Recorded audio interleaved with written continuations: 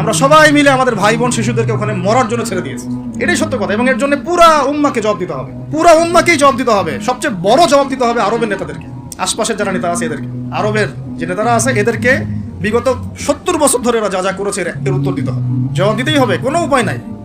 আমাদেরকেও দিতে হবে, প্রত্যেক রাষ্ট্রপ্রধানকে দেওয়া লাগবে, যে লিখতে পারতো লিখে নাই তাকে দেওয়া লাগবে, যে বলতে পারতো বলে নাই তাকেও দেওয়া লাগবে, যার অস্ত্র দেওয়ার ক্ষমতা ছিল দেয় নাই তাকেও বলা লাগবে, যার মিলিটারি পাওয়ার ছিল সে চাইলে ওখানে ইন্টারভেন করতে পারতো সে করে নাই তাকেও বলতে হবে।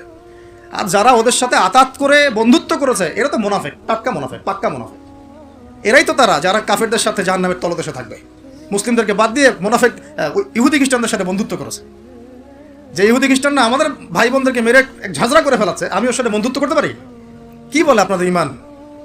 আর এই কথাগুলো কি উগ্রবাদী কথা হয়ে গেল না? এগুলো সত্যি কথা। আর সত্যি কথা বলার পরে কি হবে সেটা তো দেখার দরকার নেই, আল্লাহর কাছে আমাকে জবাব দিতে হবে, এটাই আমার ফিকির। তো যারা দোয়া করতে পারবে তারা যদি দোয়া না করে আল্লাহর কাছে জবাব দিতে হবে, যারা বলতে পারে যদি না বলে আল্লাহর কাছে অ্যান্সার দিতে হবে, যারা খাবার পাঠাতে পারতো তারা পাঠায় নাই আল্লাহর কাছে অ্যান্সার দিতে হবে। একটু ভেবে দেখেন না, আপনার যদি একটা বাচ্চা কখনো এমনি মারা যায় তাহলে আপনার কেমন লাগবে? আল্লাহ না করুক। একটা বাবার জন্য সবচেয়ে কষ্টের কোন সময়টা বলেন তো? নিজের সন্তানকে দাফন করা। আমরা তো কখনো করি নাই এটা, আমরা বুঝবো কিভাবে? যে যে ঘুমটাওয়ালা কিছু লোক বসে বসে অনলাইনে বলতেছে যে এগুলো ফিতনা, এটাই, ওরা কি কখনো নিজের সন্তানকে দাফন করেছে নাকি? কখনো কষ্ট স্বীকার করেছে নাকি? কখনো রিমান্ডে গিয়েছে নাকি? মায়ের খেয়েছে নাকি? কখনো জেল খাটছে নাকি? ও তো সুখে আছে, 3 বেলা খাচ্ছে দাচ্ছে, মাশাআল্লাহ, সুখে শান্তিতে জীবন যেমন। ও কি বুঝবে উম্মার কষ্ট? ও কি বুঝবে বাচ্চাদের কষ্ট, এই মা বোনদের কষ্ট? আর আমরা সর্বোচ্চ বলতে পারতেছি ব্যাস, কিন্তু সচেতনতা তো তৈরি করা দরকার। আপনার ছেলে যদি বলে ওখানে কি হচ্ছে, ওকে বলা উচিত, বাবা ওখানে কিছু শয়তান আছে, যে শয়তানগুলা আমাদের নিরীহ বাচ্চাদেরকে মেরে ফেলছে। তুমি যখন বড় হবা তোমাকে আল্লাহ পাক সামর্থ্য দিলে তুমি শয়তানগুলোকে মেরে ফেলিও। বাচ্চাকে শেখানো উচিত। ওরা 100 বছর থেকে ওদের বাচ্চাকে এগুলো শিখাইছে। ওরা 100 বছর থেকে ওদের বাচ্চাদেরকে শিখাইছে যে মুসলমানরা হচ্ছে পৃথিবীর সবচেয়ে জঘন্য প্রাণী। ওদেরকে যখনই দেখবা তখনই মারবা, ওদেরকে ওদের সাথে শত্রুতা করা তোমার উপর ফরজ। এটা ওরা শিখাইছে ওদের বাচ্চাদের। আমাকে বলেন, কোনো মানুষ, একটা সুস্থ স্বাভাবিক মানুষ হাসপাতালে বোমা ফেলতে পারে কিনা বলেন? সে হোক ইহুদি বা খ্রিস্টান বা হিন্দু বা বৌদ্ধ বা মুসলিম, মুনাফিক, যেই হোক, কোনো মানুষ কি হাসপাতালে বোম ফেলতে পারে? কিভাবে ফেললো? তাহলে কি পরিমাণ ক্ষোভ তারা ভিতরে ভিতরে লালন করে আপনার কি বোঝার বাকি আছে? ওরা সুযোগ পাইলে একটাকেও ছাড়বে না, সবাইকে মেরে ফেলা। এই জন্য অল্প অল্প করে আগাচ্ছে, অল্প অল্প করে, আস্তে আস্তে। আমি এটা নিয়ে বিস্তারিত আলোচনা করছি বিগত প্রায় 1 মাস থেকে, আরো 5 বছর থেকে বলে আসতেছিলাম। লাস্ট 1 মাসে আপনারা দেখছেন এখন কি হচ্ছে। ধারাবাহিক এরকম সেশন আসবে ইনশাল্লাহ। আরো অনেক কথা আছে, কিভাবে এই জায়গায় তারা আসলো, এটা 4টাখানি কথা না, বিশাল হিস্ট্রি। এমন অনেক সময় হয়েছে, এগুলো কিছুই না, এমন অনেক সময় হয়েছে এক দফাতে 2.5 লক্ষ মানুষকে মেরেছে তারা ওই জায়গাতে, এক দফাতে। 1940 সালের কথা বলছি, এক্স্যাক্টলি 1939 সালের জুলাইয়ের দিকের কথা, 1939 সালের দিকের কথা বলছি। ওই সময় এরা 2.5 লক্ষ মানুষকে মেরেছিল। 2.5 লক্ষ মানুষ আপনাকে কি মনে হয়? এভাবে যদি আমি পরিসংখ্যান দিতে থাকি এখানে আজকে 3টা 4টা বাজবে। আমার কাছে কিতাবও আছে রেডি করা, এবং ইনশাল্লাহ আল্লাহ পাক চাইলে ওটা পাবলিশও হবে ইনশাল্লাহ। তখন আপনারা বাসায় পড়ে নিয়েন, দেখেন কি হচ্ছে আসলে। তো মূল কথাটা হচ্ছে, ভাই আমি তো দোয়া করতে পারি, আমার তো করা উচিত, আমার ব্যথিত হওয়া উচিত, আমার কুনুতে নাজেলা পড়া উচিত। যদি আমার আরো বড় সামর্থ্য থাকতো অ্যাটলিস্ট ওখানে ত্রাণ পৌঁছানো উচিত ছিল, বা আরো যদি বড় ক্ষমতা আল্লাহ পাক আমাকে দিতেন তাহলে ওদের মুখের সামনে বলা উচিত ছিল এটা অন্যায়, জুলুম, এর প্রতিবাদে আমরা জাতিগতভাবে পাশে আছি ফিলিস্তিনিদের, এবং মুসলিম রাষ্ট্রগুলোর ঐক্যবদ্ধ হয়ে একটা ফোরাম গঠন করা উচিত ছিল এদের বিরুদ্ধে। কিসের শান্তি চুক্তি আর কিসের নেগোসিয়েশন? কোনো কথা আর বাকি আছে? এদের সাথে একটা ভাষাই বাকি আছে এখন, অস্ত্রের ভাষা, যুদ্ধের ভাষা। একটা ভাষাতেই কথা বলা বাকি আছে, আর কোনো ভাষাই নেই এদের সাথে কথা বলার। তুমি হাসপাতালে বোম ফেলে 600টা মুসলিম বাচ্চাকে হত্যা করে ফেলছো, তোমার সাথে কিসের কথা? একটা কথাই হতে পারে, সেটা হলো যুদ্ধের ভাষা, অথবা এই পুরো ভূমি থেকে তোমরা চলে যাবা পশ্চিমে। এটাই ছিল আমাদের ভাষা। কিন্তু বিগত 75 বছর ধরে আমরা এগুলো করতে পারি না। 1-2টা বছর না রে ভাই, 75 বছর ধরে আমরা এগুলো করতে পারি না। তো আমি এখানে গলা ফাটাই, আমার আবেগ ঝেড়েও কি লাভ হবে তাও জানি না। অ্যাটলিস্ট আমরা আমাদের জবাবটা তো আল্লাহর কাছে দেওয়া লাগবে। আল্লাহ পাক আপনার অপারগতাও জানেন, আপনার সামর্থ্যের সীমাও জানেন। আল্লাহ পাক দেখবেন এর মধ্যে থেকে আপনি কি করেছেন, দেখবেন কি না? তো এখন ভাই আমাদের কি এইসব মোবাইল, সেলফি, হাবি জাবি এগুলোই জীবন? না আমাদেরকে চিন্তা করতে হবে একটু? চিন্তা করতে গেলে প্রথম সলিউশন পড়াশোনা করতে হবে, কোরআন পড়তে হবে। যে যাই বলুক কোরআন পড়লেই হয়ে যাবে, সেই হয়ে যাবে, সব কথা বাদ দেন, আপনি কোরআন পড়েন।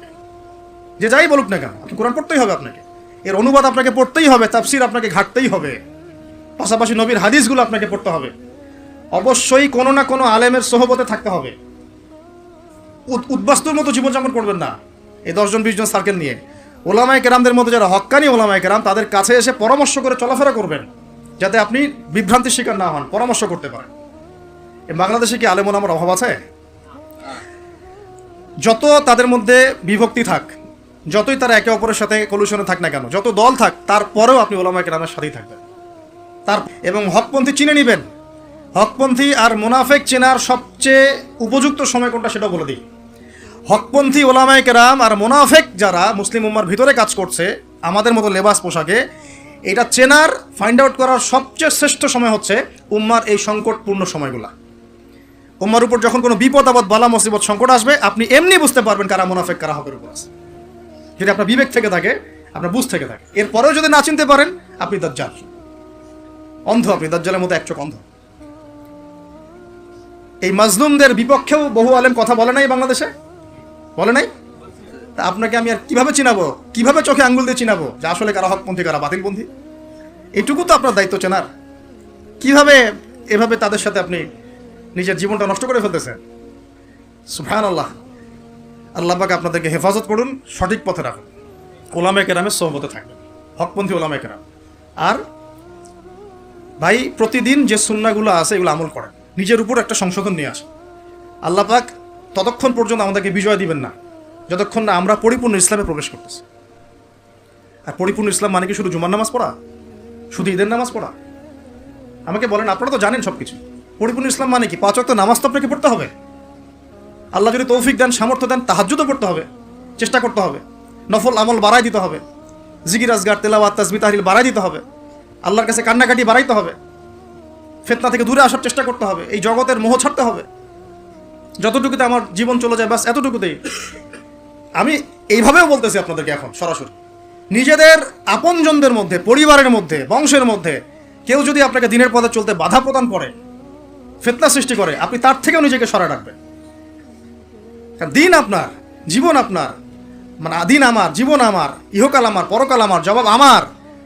আমার অন্য কারো দ্বারা প্রভাবিত হয়ে দিন নষ্ট করা যাবে না, যাবে? অনেক সময় হয় না, আমাদের বংশে, পরিবারের কাছের অনেক মানুষ আপনাকে দিনের পথে চলার ক্ষেত্রে প্রতিবন্ধকতা সৃষ্টি করতেছে। আমি বলতেছি না ওদের সাথে আপনি সম্পর্ক নষ্ট করে দেন, কাট অফ হয়ে যান, এটা বলতেছি না। বলতেছি আপনি ইসলামিক দূরত্ব মেনটেন করেন, আপনি নিজেকে নিয়ে থাকেন, আপনি আল্লাহকে নিয়ে থাকেন। এক আল্লাহই আপনার জন্য যথেষ্ট, ইনশাআল্লাহ। কাউকে লাগবে না, ইনশাআল্লাহ। কেউ যদি না থাকে, এক আল্লাহই আপনার আমার জন্য যথেষ্ট। এটা কি বিশ্বাস করেন কিনা? এই আল্লাহ পাকই আমাদেরকে বাঁচিয়ে রাখছেন, আল্লাহ পাকের হাতেই আমাদের জীবন, আল্লাহ পাকই আমাদেরকে খাওয়ান। আল্লাহ থাকলে কিচ্ছু লাগে না। আর যারা আল্লাহ নাই, সারা দুনিয়া মিলেও তাকে সুখ দিতে পারবে না, তার কিছুই করতে পারবে না। এখন আসলে আমাদের সাথে আল্লাহ আছে কি না একটু নিজেরাই বুঝতে পারবো। আসলে আল্লাহ পাকের সাথে আমার সম্পর্ক কেমন? আল্লাহ বলে ডাকলে বা আল্লাহর কাছে দোয়া করলে কি আমার ভিতরে কোনো অনুভূতি আসে কিনা? রাসূল সাল্লাল্লাহু আলাইহি ওয়াসাল্লামের নাম আসলে আমার ভিতরে কোনো অনুভূতি আসে কিনা বুঝবেন। ইনশাআল্লাহ এটা আপনার আস্তে আস্তে বুঝে যাবেন। তাহলে নিজের তাজকিয়ার দিকে ফোকাস করেন, এবং তাজকিয়া অর্জন করার জন্য অবশ্যই সোহবত লাগে। যারা আত্মশুদ্ধিতে পরিপূর্ণ মানুষ, এই মানুষগুলোর সাথে পরামর্শ করে চলবেন। আর নিজের দিন পালন করেন, দিনটাকে আর বিভক্ত হতে দিবেন না। যারাই বিভক্তির দিকে নিয়ে যায় এদেরকে বয়কট করবেন, মিশবেনই না এদের সাথে। বরং আমি বলছি, বাংলাদেশে এমনিই তো শত শত দল হয়ে গেছে। এখন আপনি নিউট্রাল থাকবেন, নিজেকে বায়াসড করবেন না, নিউট্রাল থাকবেন। নিউট্রাল মানে নিরপেক্ষ। নিরপেক্ষ থেকে আপনি দেখবেন যে আসলে কার মধ্যে হকটা বেশি আছে। এরপর আপনার বুঝ অনুযায়ী কোরআন সুন্নাহর সাথে মিলিয়ে ওলামায়ে কেরামের পরামর্শে যেদিকে তারা আপনাকে হেদায়েতের পথে নিয়ে যাবেন, সেই পথে আপনি চলেন। ইনশাআল্লাহ আপনি ঠিক পথে থাকবেন। এই জন্য আমি একা একা থাকতে নিষেধ করি। ওলামায়ে কেরামদের সাথে পরামর্শ করে চলবেন এবং ঐক্যবদ্ধ জীবনযাপন করবেন। আর কিছু ভাইয়ের মধ্যে যদি খারাপ কিছু থাকে, তাদেরকে একদম আন্ডার এস্টিমেট করে ধুয়ে রেখে দেওয়ার দরকার নেই। কারণ যার মধ্যে খারাপ কিছু আছে, ওর মধ্যে ভালো কিছু আছে। খোলা মনে ভালোগুলো নিয়ে নেবেন, খারাপগুলো আপনি ছেড়ে দিবেন। এখন বলতে পারে, আপনি কিভাবে বুঝবেন ভালো কোনটা খারাপ কোনটা? নিজে পড়বেন, নিজে জ্ঞান অর্জন করবেন, আল্লাহ পাক বিবেক দিয়েছেন, বোঝার চেষ্টা করবেন এবং আলেমদের সাথে পরামর্শ করবেন। ব্যাস, আল্লাহ পাক এরপরে আপনাকে যে পথে নিয়ে যাবেন, ইনশাআল্লাহ সেই পথে আপনি চলুন। উম্মার বিভক্তি বাড়াবেন না। এরপরে যখন অর্থনীতির মধ্যে ঢুকবেন, ব্যবসা বাণিজ্য, রিজিক, চাকরি বাকরি, জান চলে গেলেও হারাম খাবেন না ইনশাআল্লাহ। আল্লাহ পাক তৌফিক দান করে, আপনাকে তৌফিক দেখ, আমাকেও তৌফিক দান করে। কারণ আমরা সবাই হারাম খাচ্ছি অ্যাভেলেবল, আমি নিজেও ফিল করি। হারাম না খেলে আমাদের দোয়া কবুল হইতো, দোয়া যে কবুল হচ্ছে না বোঝেন না। কাবা ঘরে দোয়া হচ্ছে বিগত প্রায় 40-50 বছর থেকে, আল্লাহ ফিলিস্তিনকে মুক্ত করে দাও, মুসলিম ভাইদেরকে সাহায্য করো, নুসরা নাজিল করো। আপনি দোয়ার কি বরকত দেখতে পারতেছেন? দোয়ার কি ইম্প্যাক্ট পড়তেছে? রিজিক হারাম, রিজিক অনেক সময় হারাম হয়ে যাচ্ছে আমাদের। এমনকি হজের মতো মৌসুমে, উমরার মতো মৌসুমে আমরা যে গোশতগুলো খাচ্ছি বাইরে, এগুলো যে কতটুকু আল্লাহর নামে জবাই করছে আল্লাহ ভালো জানে। ভাবতে হবে তো, এগুলা পারতেছি না। আমি সত্যি বলতেছি যে আমরা হালাল খাইতেও পারতেছি না। মনে হয় চেষ্টা করতে হবে 100% হালালের উপর থাকার জন্য। যদি আল্লাহর নামে জবাই না করা হয় সেটা কি হালাল হবে? যদি আমার টাকার মধ্যে সুদ থাকে হালাল হবে? যদি আমার টাকার মধ্যে ঘুষ থাকে হালাল হবে? বাংলাদেশের লক্ষ লক্ষ মানুষ নামাজ পড়ে মসজিদে, ঘুষখোর। বাংলাদেশের লক্ষ লক্ষ না, কোটি কোটি মানুষ মসজিদে নামাজ পড়ে, মুসল্লি সুদখোর। অনেক মসজিদ কমিটি আছে সুদখোর। ভাই আমার কথা বলতে কোনো ভয়ে কাজ করে না, আর আমি কারো পরোয়া করি না, সত্য কথা বলতে, এক আল্লাহ ছাড়া। বাংলাদেশে লক্ষ লক্ষ মানুষ আছে মসজিদে নামাজ পড়ে, সুদখোর, ঘুষখোর, দুর্নীতিবাজ, করাপ্টেড। আমরা আমাদের কথা বলছি, দাড়ি টুপিওয়ালা মানুষ, আমরা বহু দাড়ি টুপিওয়ালা মানুষ আছি, সমাজে চলাফেরা করি, আমাদের রিজিক ঠিক নেই, হারাম খাচ্ছি। দোয়া কবুল হবে? আল্লাহ পাক আমাদেরকে হারাম থেকে বাঁচান, হারাম থেকে বাঁচান। এরপর পরিবার যখন গঠন করতে যাবেন, ভুল করে পরিবারে অনইসলামিক কোনো মতাদর্শকে স্থান দিবেন না। পরিবারের বউ বাচ্চা যেন পর্দা করে, খেয়াল রাখতে হবে। বিয়ে শাদী করার সময় খেয়াল রাখতে হবে কোন মেয়েটাকে বিয়ে করছে। একটা মেয়ের বাহ্যিক সৌন্দর্য সব কিছু না, 3 মাস 4 মাস খুব মজা লাগবে, তারপর দেখবেন যখন আসল লাইফে আমরা ঢুকে যাই তখন দেখবেন দায়িত্ববোধটাই সবচেয়ে বড় কথা হয়ে দাঁড়ায়। এই রওনাক চলে যাবে, দিনদারিতা না থাকলে এই রওনাক চলে যাবে। মেয়ে দিনদার কিনা এটা দেখবেন সবার আগে। দিনদার হলে যদি একটু গায়ের রং কালো হয়, বিয়ে করে ফেলেন, বিয়ে করে ফেলেন। বিয়ে তো কঠিন করে ফেলছে সমাজ, জেনা সহজ হয়ে গেছে। মোস্তফা কামাল আতাতুর্ক যখন ক্ষমতায় আসছিল না, আমি সংবিধান চেক করলাম আজকে পড়তে এক জায়গায়, ওই সময়কার সংবিধান তুরস্কের। মোস্তফা কামাল আতাতুর্ক যখন 1918 সালের পরে ক্ষমতায় আসছে, ওকে তো ক্ষমতায় বসাইছে ব্রিটেন। এত জানেন হিস্ট্রিটা, আপনারা অনেকে জানেন যারা পড়াশোনা করেন। তো ও সংবিধানে লিখেছে যে একাধিক বিয়ে করা হারাম, আর অমুসলিম নারীকে বিয়ে করাও বৈধ। সব উল্টাই দিছে। আমাদের সমাজে এখন ওইরকম চিত্র দেখা যাচ্ছে যে আপনি 17 বছরে বিয়ে করতে পারবেন না, 17 বছরে আপনি জেনা করছেন, আল্লাহ মাফ করুক। বাংলাদেশে 17 বছর বয়সে জেনা করা ছেলে মেয়ের অভাব আছে? আদমশুমারির মতো এই কুমারিত্ব টেস্ট যদি করা হয় ছেলে মেয়েদের, তারপর দেখা যাবে কি অবস্থা। তো বিয়েটাকে সহজ করা উচিত। বিয়ের বয়স একটা ফিক্স করা হয়েছে, এর সাথে তো আমরা এখন যুদ্ধ করতে পারবো না। পারবেন? ছেড়ে দেন, আচ্ছা ফিক্স করছে বুঝলাম। এখন ওই বয়সটা হয়ে গেলেই আপনার সন্তানের বিয়ের ব্যবস্থা করে ফেলেন এবং এটাকে সহজ করে দেন, এত জটিল করেন না, সহজ করে দেন যাতে করে ওরা জিনা থেকে বেঁচে থাকতে পারে। ভাই বিশ্বাস করেন, বহু দাড়ি টুপিওয়ালা মানুষ, এলেমওয়ালা মানুষ এইসব মিম্বরে দাঁড়ায় হক কথা বলতে পারে না জেনার কারণে। জেনার কারণে এই যে আমরা চলাফেরা করতেছি না, চোখের জেনা তো হচ্ছে অ্যাভেলেবেল। অনেক সময় মনেরও জেনা হয়ে যাচ্ছে, মনে খারাপ চিন্তা চলে আসতে পারে না, দেখবেন মনের নূরটা নষ্ট হয়ে যায়, তখন আপনার ইমানের ওই তেজটা কাজ করে না। ভালো করে খেয়াল করে দেখবেন, যখন মনের মধ্যে এই নূরটা নষ্ট হয়ে যায়, কিছু একটা নগ্ন মেয়েকে দেখে ফেলছেন বা একটা মেয়েকে দেখে আপনার অ্যাট্রাকশন তৈরি হয়ে গেছে, হতে পারে, কিন্তু হতে পারে, আমরা তো ফেরেশতা না, হতেই পারে, তখন দেখবেন মনের মধ্যে নূরটা নষ্ট হয়ে যায়। ওই সময় আপনি কিন্তু এই ইমানের এই জজবাটা শো করতে পারবেন না। তখন নবী সাল্লাল্লাহু আলাইহি ওয়াসাল্লাম বলেছেন, তখন যদি বাসায় স্ত্রী থাকে তোমরা স্ত্রীর কাছে চলে যাবা, নিজের প্রয়োজন মিটাই নিবা, তাহলে এই শয়তানি মন থেকে চলে যাবে। এখন তো বিয়ে কঠিন, এটা মিটাবে কীভাবে? অনলাইনে ঢুকলেই দেখবেন আপনি নগ্নতা। এই ছেলে পেলে আমাদের সাথে যারা ঢাকায় থাকে এরা যাতে আরও জানে কী আছে ওখানে, কী হয়। ছেলে নাই আর মেয়ে নাই, মেয়ে নাই, ও নিজে ছেলে। একটা মেয়ের যে চরিত্র খারাপ এটা বোঝার জন্য এতটুকু যথেষ্ট যে ও মোটর সাইকেলের পিছনে বসছে কিভাবে এটা দেখবেন। খালি একটা আপনার শালীন দিনদার স্ত্রীকে নিয়ে যদি আপনি মোটর সাইকেলে জানো, দেখবেন তার বসার ধরনটা কেমন, আর যাদের সাথে এই যে প্রিমিক্সিংয়ে প্রেম প্রীতির সম্পর্ক করে এদের বসার ধরনটা কেমন। বসাই আপনাকে বলে দেবে কত বড় বেয়াদব, কত বড় আদবহীন বেহায়া একটা মানুষ। আমার কথা ইশারা দিচ্ছি, সব তো বলা যাবে না। তো এটাকে সহজ করবেন, এখানে দিনদারিতাকে প্রাধান্য দিবেন, ভুলেও দুনিয়াদারিকে প্রাধান্য দিয়েন না। ও বাপের কয় টাকা আছে, ওর বিয়ে করলে আমি পাবো কি, কত সুন্দর ঐশ্বরিয়া রায়ের মতো কিনা, এগুলো দেখার দরকার নেই। এগুলো থাকে না, আস্তে আস্তে চলে যায়, দিনদারিতা থেকে যায়। ইব্রাহিম আলাইহিস সালামের স্ত্রীদের কথা আজকে আমরা স্মরণ করি না? হাজরা আলাইহিস সালাম, তার ওই সবর, সাফা মারওয়ার সাই, তাওয়াক্কুল আল্লাহর কাছে এত পছন্দ হয়েছিল যে কিয়ামত পর্যন্ত যত মানুষ হজ করবে, সাই না করলে হজ হবে না আপনার। ঠিক আছে? উনার ওই হাঁটা দৌড়াদৌড়ি আল্লাহর কাছে এত পছন্দ হয়েছে। আপনি জামজাম কূপ ওখানে যে তাওয়াফ করছেন না, তাওয়াফ করে যে পানি খেয়ে আসলেন, সাফা মারওয়া সাই করলেন, এই সাই না করা পর্যন্ত আপনার হজই হচ্ছে না, ওমরাই হচ্ছে না। তো একজন দিনদার মেয়ের দিনদারিতা আল্লাহর কাছে কিভাবে কবুল হয়ে থাকে? আমাদের মেয়েদেরকে বুঝান, বাসায় গিয়ে বোনদেরকে বুঝান, মাদেরকে বুঝান, স্ত্রীদেরকে বুঝান, তাদেরকেও একটা উদ্দেশ্যে আল্লাহ পাক সৃষ্টি করেছেন। কি উদ্দেশ্য? তারা যেন ইসমাইলের মতো প্রজন্ম জন্ম দিতে পারে। তাদেরকে সিরিয়াল দেখার জন্য পাঠানো হয় না, তাদেরকে এই রং তামাশা করার জন্য আর স্নো পাউডার মেখে বাইরে ঘোরার জন্য পাঠানো হয় না। এবং এটাকে কন্ট্রোল তো আমাদেরকে করতে হবে। এই যে বললাম, কন্ট্রোল করতে গিয়ে যদি দেখেন পারতেছেন না, আপনার দ্বারা হচ্ছে না, তখন কি প্রয়োজনে ডিসকানেক্টেড হয়ে যাবেন। প্রয়োজনে ডিসকানেক্টেড হয়ে যাবেন, তাও নিজের দিনকে ক্ষতিগ্রস্ত হতে দিবেন না।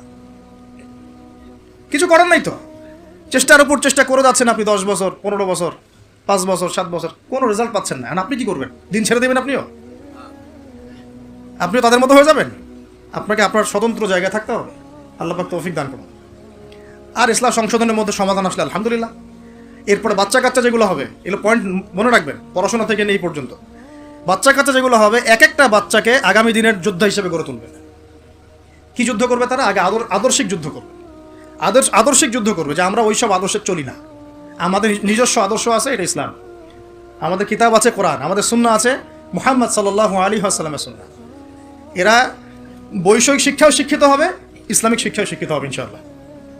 এরপরে এদের দ্বারা ইনশাআল্লাহ এমন জেনারেশন আমরা গড়ে তুলব, যে জেনারেশন আগামী দিনে ইসলামের পতাকা বহন করবে ইনশাআল্লাহ। আমরা যেটা পারি নাই, চেষ্টা চালাবো, আমাদের বাচ্চাদেরকে গড়ে তুলবো ইনশাআল্লাহ। পারা যাবে না? আল্লাহ পাক আমাদেরকে এই সব উদ্দেশ্যে দুনিয়াতে পাঠাইছে। এভাবে ইনশাআল্লাহ আমরা এলেম অর্জন, তাসকিয়া অর্জন, আমল বাড়িয়ে দেওয়া, হালাল খাওয়া, পরিবার গঠন করা, প্রজন্ম গঠন করা, এই কাজগুলো করতে করতে করতে আমরা আগাবো ইনশাআল্লাহ। এবং এখন যা চলছে এই ফিতনাগুলো থেকে আমরা নিজেদেরকে দূরে রাখার চেষ্টা করব। আর যেখানে যেখানে যেখানে মুসলিমদের এগেনস্টে এই কাফের, মুশরিক, জালেম, মুনাফিকরা পদক্ষেপ নেবে, আমরা আমাদের সাধ্যমতো এটাকে প্রতিহত করবো ইনশাআল্লাহ। হয় জবান দিয়ে প্রতিহত করব, নাহলে লিখে প্রতিহত করব, নাহলে কোনো সাহায্য করে প্রতিহত করব, নাহলে অ্যাটলিস্ট দোয়া করে প্রতিহত করব। কিছুই নাই, কমপক্ষে কি করবেন? দোয়া করবেন। কিছু নাই, কমপক্ষে দোয়া করবেন। কিন্তু কোনো অবস্থাতেই আত্মসমর্পণ করবেন না এদের সামনে। ওদের সামনে কোনো অবস্থাতেই জালেমের সামনে হাঁটু কেড়ে দিবেন না। বা মাথা উঁচু করে বাঁচবো ইনশাল্লাহ, মাথা উঁচু করে মরবো ইনশাল্লাহ।